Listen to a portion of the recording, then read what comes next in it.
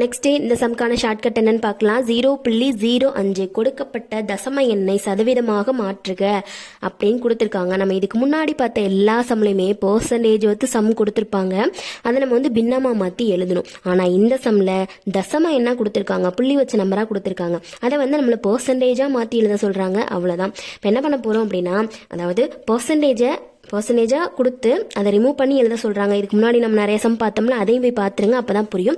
பர்சன்டேஜை remove பண்ணி எழுதணும். இப்போ இந்த நம்பரே நம்ம வச்சுக்கிறோமே, 0.05 வச்சுக்கிறோமே. இப்போ இங்கே பர்சன்டேஜ் இருக்குன்னு வச்சுக்கோங்க. அதாவது பர்சன்டேஜை ரிமூவ் பண்ணி எழுத போகிறோம் அப்படின்னா, இந்த புள்ளி இருக்கு இல்லையா, அந்த புள்ளியை வந்து அதோட பர்சன்டேஜோட வேல்யூ வந்து 100 தானே. 100ல் எத்தனை 0 இருக்குது? 2 0 இருக்குது. இப்போ பர்சன்டேஜ் ரிமூவ் பண்ணி எழுத போகிறோம்னா, இந்த புள்ளிக்கு அப்புறம் 2 நம்பர் தள்ளி நம்ம வந்து புள்ளி வச்சு எழுதுவோம். 1 இன்னொன்று 2 நம்பர் தள்ளி புள்ளி வச்சு எழுதுவோம். இந்த 2 0 இல்லை. அப்போ நமக்கான ஆன்சர் வந்து 0.0005 அப்படின்ட்டு வரும். பர்சன்டேஜை ரிமூவ் பண்ணி எழுதுறதா இருந்தா. இந்த சம்ல வந்து பர்சன்டேஜை ஆட் பண்ணி எழுத போகிறோம். அப்போ என்ன பண்ணணும்னா, புள்ளியை வந்து இந்த சைடு மூவ் பண்ணணும். அதாவது பர்சன்டேஜ் ரிமூவ் பண்ணி எழுதணும்னா புள்ளியை இந்த சைடு மூவ் பண்ணணும். பர்சன்டேஜை ஆட் பண்ணி எழுத போகிறோம் இந்த மாடல் சம்னா, இந்த சைடு ரைட் சைடு புள்ளியை மூவ் பண்ண போகிறோம். அவ்வளோதான். ஒரே ஒரு ஸ்டெப் தான் ஃபாலோ பண்ண போகிறோம்.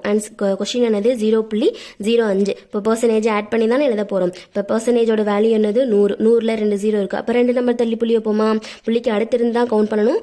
1 2 நம்பர் தள்ளி புள்ளி வச்சா புள்ளி இங்கே வருது. அப்போது இந்த 2 0மே என்ன ஆயிரும்? கேன்சல் ஆயிரும். புள்ளி 5க்கு அந்த சைடு தானே இருக்குது. அப்போ நமக்கான ஆன்சர் என்னது தான்? 5 தான். ஆப்ஷன் டியில் இருக்குது. அவ்வளோதான். புரியுதா?